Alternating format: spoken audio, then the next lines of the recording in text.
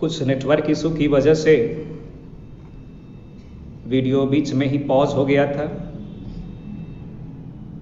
तो मेरा जो मुद्दा है वो ये है कि जब बिहार, जहाँ पे एक परीक्षा 2014 में ली जाती है और उसका रिजल्ट 2021 में दिया जाता है,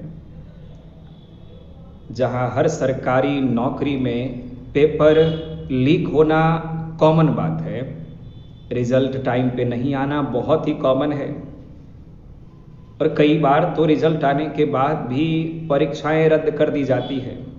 कई साल लग जाते हैं विद्यार्थियों को ज्वाइनिंग पाने में। स्टूडेंट्स तो कई बार भूल जाते हैं कि उन्होंने कोई परीक्षा भी दी थी पिछले कई सालों के अंदर, जिसका रिजल्ट पेंडिंग में हो।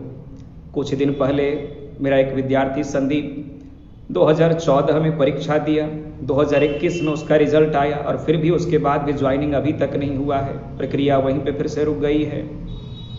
तो एक एग्ज़ाम अगर यहाँ पे कोई लिया जाता, उस प्रोसीजर को कंप्लीट करने में 3 से 4 साल लगाती है हमारी सरकार। हर चीज़ जो शिक्षा से जुड़ी है उसको टारगेट किया जा रहा है। अगर आप गूगल पे जाके एक छोटा सा आंकड़ा सर्च करिए कि ऑनलाइन एजुकेशन में कितना % का इजाफा हुआ पिछले साल, तो आपको पता चलेगा कि ऑनलाइन सेक्टर में 70% 70% की बढ़ोतरी हुई है सिर्फ एक साल में। 2020 में 1.96 बिलियन का पूरा ये जो है सो एक बिजनेस खड़ा हुआ है ऑनलाइन एजुकेशन का। ऑफलाइन लगातार टूटते जा रहे हैं। कुछ कोचिंग संस्थान जो कुछ सालों में 1-2 सालों में खुले थे वो सब तो बंद भी हो गए, और ना जाने कितने इस साल अब बंद होंगे। जब टीचर्स इतना मेहनत करते हैं और तब जाके उनके साथ इस तरह से किया जाता है कि आज छुप के उनको पढ़ाना पड़ रहा है। स्टूडेंट्स भी छुप के आते हैं पढ़ने के लिए। परीक्षाएं चल रही है, तैयारी बंद है। पेपर लीक पे बोलने वाला कोई नहीं है, लेकिन कोचिंग खुला है तो प्रशासन उस पर लगातार आवाज़ उठाएगी। प्रशासन के कर्मचारी सुबह 6 से 7 बजे सुबह में, जो कि ऑफिस उनका 10 बजे खुलता है, लेकिन 6 से 7 बजे सुबह में वो कोचिंग का चक्कर लगाना शुरू कर देते हैं। कारण क्या है आखिर? आप जो व्यवस्था की बात करेंगे तो सबसे ज़्यादा जो व्यवस्था है, जो मैनेजमेंट है, वो कोचिंग में किया जा सकता है, ना कि सड़कों पर, ना कि दुकानों में, ना ही बस में। लेकिन हर चीज़ अपने जगह पे चलती रहेंगी, लेकिन कोचिंग संस्थान को बंद करवाने पे मजबूर किया जाएगा। 11th का जो नया सत्र शुरू होने वाला है, वो लगभग टीचर्स ने तो हिम्मत भी हार दिए हैं कि शायद इस साल भी 11th का बैच नहीं बनने वाला शहर के कोचिंग संस्थान में। कारण उसके पीछे कि जो विद्यार्थी वहाँ गांव में रुकेंगे वो कहीं ना कहीं अपना पढ़ाई शुरू कर देंगे, और इस तरह से यहाँ जो महंगे कोचिंग संस्थान है, जहाँ पे बहुत बड़ी लागत है, उनकी रेंट बहुत ज़्यादा है, वो फिर बर्दाश्त भी नहीं कर पाएंगे। तो कैसे आखिर कोई टीचर बनना चाहेगा? आप सोच के देखिए कि जब भी आप पढ़ाई की बात करेंगे, प्राइवेट कोचिंग संस्थान की याद आएगी। डिग्री सरकारी देता है, लेकिन नॉलेज प्राइवेट वाले देते हैं। जब भी आप बीमार पड़ते हैं सीरियसली, तो आप किस हॉस्पिटल को चुनते हैं? प्राइवेट को। तो प्राइवेट हॉस्पिटल्स हो, प्राइवेट ट्यूशन सेंटर्स हो, वो अपने मेहनत के दम पर, वो अपने काम के दम पर, अपने रिजल्ट के दम पर वो आगे लेके चलते हैं उसको, और फिर सरकार लगातार उन पे अंकुश लगाती है, उन पे नए नए नियम बनाती है, और उसको नहीं मानने पर उनको बंद करवाने का उपाय ढूंढती है। खुद मैं अपनी बात कर रहा हूँ कि मैंने अभी तक के लाइफ में जितना भी नॉलेज पाया प्राइवेट टीचर्स के वजह से, सरकारी में बस नाम रहा मेरा।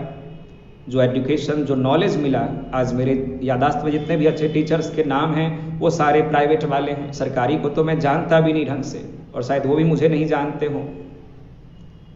तो जब कोई प्राइवेट टीचर्स आपको एजुकेशन देता है, नॉलेज देता है, और उसके बदौलत आपको नौकरी मिलती है, तो हर किसी को सोचना चाहिए, हर किसी को इसके बारे में समझना होगा, सोचना होगा कि आखिर इस साल फिर ना जाने कितने शिक्षकों का व्यवसाय बंद होने वाला है। एसएससी संस्था लगातार पेपर लीक को लेके, घोटालों को लेके, ब्राइबरी को लेके, पैसा लेकर नौकरी बेचने को लेके बदनाम रही है, लेकिन उस पर किसी ने आवाज़ नहीं उठाई। टीचर्स ने आगे बढ़कर आवाज़ उठाया। पिछले साल 1 साल में कई लोगों का एज खत्म हो गया, नौकरी का उम्र नहीं बचा। एयरफोर्स, आर्मी, नेवी, ना जाने कितने नौकरी है जो इंटर के बाद सिर्फ 1 साल का समय देती है और वो 1 साल कोरोना के भेंट चढ़ गया। तो अब वो विद्यार्थी करे तो करे क्या? आखिर वो स्टूडेंट्स क्या करेंगे जिनका एज खत्म हो गया? उन्होंने मुहिम भी निकाला, ट्विटर पे कई बार कैंपेन ट्रेंड किया गया, लेकिन नतीजा क्या, परिणाम क्या हुआ? कुछ नहीं। उनका एज खत्म हो गया, वो तैयारी छोड़ दिए। मैंने खुद जब पिछले साल कोरोना में कोचिंग बंद किया, जितने विद्यार्थी गए कोचिंग बंद होने के बीच में, जब कोचिंग खुला तो लौट के आए उसका सिर्फ 20 से 30% स्टूडेंट। बाकी स्टूडेंट तैयारी छोड़ दिए, वो गांव में रुक गए, वो कोई और काम करने में लग गए। तो फिर इससे क्या हो रहा है? आखिर मानव संसाधन जो है, हमारा जो ह्यूमन रिसोर्सेज है, सबसे स्ट्रॉन्गेस्ट पावर, वो खतरे में है, वो खत्म हो रहा है। पढ़ाई ना करने को प्रमोट किया जा रहा। नहीं पढ़ेंगे लिखेंगे तो क्या होगा देश का भविष्य? आप सोचिए, पुराने जमाने में पहले विद्यार्थी गुरुकुल में जाके गुरु के साथ रहा करते थे और उनके अंदर ही उनको आचरण, शिष्टाचार, चरित्र निर्माण, हर चीज पे ध्यान दिया जाता था। और आज क्या है कि 1 घंटे 2 घंटे का जो स्टडी कोचिंग में, ट्यूशन सेंटर में दिया जा रहा, उसको भी रोका जा रहा है।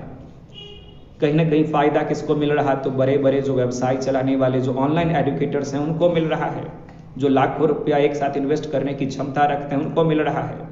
और उनसे पढ़ने वाले कौन है? आखिर उनसे पढ़ने वाले भी वो लोग हैं जो अमीर घर के हैं, जिनके पास इतना सुविधा है कि वो मोबाइल और लैपटॉप पे इन्वेस्ट कर सकते हैं, जो कोर्सेज ऑनलाइन परचेज कर सकते हैं। और आप सच्चाई जानते हैं कि ऑनलाइन कोर्स में किस तरह से पढ़ाया जाता है और किस तरह से आपको वहाँ पे सीखना पड़ता है। वो डल स्टडी है, वो इनएक्टिव स्टडी है, पैसिव स्टडी है। वहाँ आप खुल के ना पूछ सकते, ना ही खुल के आप समझ सकते हैं, आपके डाउट्स मन में ही रह जाते हैं। जब डिसिप्लिन्ड क्लासरूम में टीचर पढ़ाने का प्रयास करता है, तब जाके वहाँ पे कुछ ना कुछ कमियां रह जाती है, जिसको पूरा करने के लिए टीचर हर संभव अपना प्रयास करता है। तो एक टीचर और एक स्टूडेंट्स, बस यही 2 हैं जो हर साल भुगत रहे हैं इस कोरोना से। तो जितने भी लोग देख रहे हैं, जुड़े हुए हैं, अगर आपको लग रहा है कि ये सब बात सबको सोचना चाहिए, सोए हुए रहने से कुछ नहीं होगा। अगर अधिकार चाहिए तो लड़ना पड़ेगा, अगर पढ़ना है तो लड़ना पड़ेगा। अब ये मौलिक अधिकार जो है पढ़ाई का, आपके अपने व्यक्तिगत अधिकार में आता है कि आपको शिक्षा का अधिकार दिया जाता है संविधान के द्वारा, वो भी आज खतरे में है। तो उसके लिए बोलना पड़ेगा। बसें चल रही है, मॉल खुले हुए हैं, दुकान चल रहे हैं, रोड पे भीड़ आम दिनों के जैसा है, बिल्कुल कुछ बदलाव मुझे नहीं दिख रहा है। तो फिर आखिर कोचिंग सेंटर को क्यों बंद किया जाए? और कोचिंग सेंटर में अगर कुछ दिक्कत है, कुछ परेशानी है, तो उसको वहां पे ऑब्जर्व किया जाए, उसको ठीक किया जाए। ये मेरा जो है क्लासरूम है अल्टीमेट का, आप देख सकते हैं हर चीज A to Z थिंग्स जो है यहाँ पे अच्छे से अरेंज करके रखा गया है। मैक्सिमम मैं 40 विद्यार्थी का ही एडमिशन लेता हूँ अपने क्लासरूम में, जबकि बैठने का व्यवस्था 60 से 70 विद्यार्थियों का दिया गया है। तो सोशल डिस्टेंसिंग तो हमेशा से रहता है कि ज़्यादा विद्यार्थी एक साथ ना बैठे। और अब जो है पूरी तरह से है कि मास्क लगाना है तो मास्क लगा के आएंगे, सैनिटाइजेशन का ज़रूरत है तो वो भी किया जाएगा। लेकिन पढ़ाई क्यों बंद किया जाए? आखिर पढ़ाई क्यों रोका जाए? 1 सप्ताह की बात हो तो लोग कर दिए, 1 सप्ताह बंद कर दिए, अब उसके बाद फिर 1 सप्ताह, फिर उसके बाद 15 दिन, फिर उसके बाद 1 महीना, ऐसे करते करते अगर ये 2021 भी खत्म हो गया तो फिर कहीं ना कहीं जो आदत है पढ़ने का, पढ़ाने का, वो खत्म हो जाएगा। टीचर्स पढ़ाना भूल जाएंगे, स्टूडेंट्स पढ़ना भूल जाएंगे, दोनों का जो आदत है वो खत्म हो जाएगा। फिर हम देश का भविष्य कहाँ देख रहे हैं? कल परसों एक ट्रेंड में मैंने देखा कि जो सबसे ऊपरी दर्जे पे हैं उनका ये सलाह है कि सबसे पहले कठिन प्रश्नों को हल किया जाए। वो प्रैक्टिकल लाइफ में हो सकता है, लेकिन जो यहाँ पे कॉम्पिटिटिव जो एरियाज है वहाँ पे हम बार बार सबको सलाह यही देते हैं कि सबसे पहले आसान सवालों को बनाएंगे, इजी वाले को सबसे पहले बनाएंगे, टफ वाले को बाद में कोशिश करेंगे। तो ये अनुभव जो हमें मिला है वो वर्षों की तपस्या है। तो वो जो टीचर्स वर्षों की तपस्या से जो अनुभव कमाते हैं वही अपने क्लासरूम में वो लोगों को शेयर करते हैं, जिससे नौकरी बनती है, जिससे नौकरियां मिलती है। आज से परीक्षाएं शुरू हो चुकी है, CHSL LDC की परीक्षा आज से ली जा रही है और अगले 4 महीनों में LDC का, MTS का, उसके बाद CGL का परीक्षा लगातार चलने वाला है। लेकिन तैयारी नहीं करना है, कोचिंग इंस्टीट्यूट्स में नहीं जाना है, टीचर्स से नहीं मिलना है, तो फिर पढ़ाई होगा कैसे, तैयारी होगा कैसे? फिर किनके बच्चे वहाँ नौकरी में जाएंगे? उनके बच्चे जो पैसे वाले हैं, पैसों में सक्षम हैं, जो ऑनलाइन कोर्सेज परचेज कर सकते हैं, जिनके पास लैपटॉप्स है, जिनके पास पढ़ने का वो सुविधा है, लेकिन वहाँ भी ये हमेशा संदेह रहेगा कि क्या कोई विद्यार्थी अकेले अपने घर पर बैठकर लैपटॉप के जरिए पढ़ाई कर सकता है कंटिन्यूअसली? क्या लगातार वो उस चीज़ को पढ़ सकता है? नहीं हो सकता है। ये जो आदत है लगातार पढ़ने का, वो एक सिस्टम है जिसमें किया जा सकता है। आज कई विद्यार्थियों के बीच में जब हम टेस्ट देते हैं तो फीलिंग आती है कि हम उसमें जीते हैं, उसमें कुछ खास किए हैं। अकेले हम घर पे अगर पढ़ेंगे तो डलनेस आएगा, लेजीनेस आएगा। तो इसलिए कंटिन्यूटी आपको समूह में मिलेगा, गाइडलाइन आपको अपने से बड़े सीनियर और अनुभवी के द्वारा ही मिलेगा। तो इसीलिए अकेले तैयारी करना कॉम्पिटिशन सेक्टर में तो बहुत ही मुश्किल है। तो अगर आपको मेरी बात अगर सही लग रही है, अच्छी लग रही है, तो आप उसको अपने टाइमलाइन पे शेयर करिए, जिससे ज़्यादा से ज़्यादा लोग इस चीज़ को देख सकें। और कोचिंग संस्थान या जो भी स्कूल संस्थान है जो बंद कर दिए गए हैं, उसको खोलने पर विचार किया जाए। जो भी गाइडलाइन होगा कोरोना के तहत, उसको सब लोग मानने के लिए तैयार हैं। आज स्कूल्स को अगर गौर से देखिएगा तो स्कूल अपने पिछले साल के नुकसान को इस साल भरपाई कर रही है। कुछ स्टूडेंट्स मेरे हैं जो कॉपी लेकर आए दिखाने के लिए, सर देखिए इस पे 45 रुपये का स्टिकर लगाया गया है, स्टिकर उखाड़ने पे नीचे 35 रुपया दिखता है, और स्कूल लेगी पैसा, ले रही है, पैसा नहीं देंगे तो उसके बाद हम लोग का रीएडमिशन रोक दिया जाएगा। तो स्कूल तो अपना भरपाई करने के ऊपर चल रही है, उसको जो नुकसान हुआ उसको बैलेंस कर लेगी इस साल।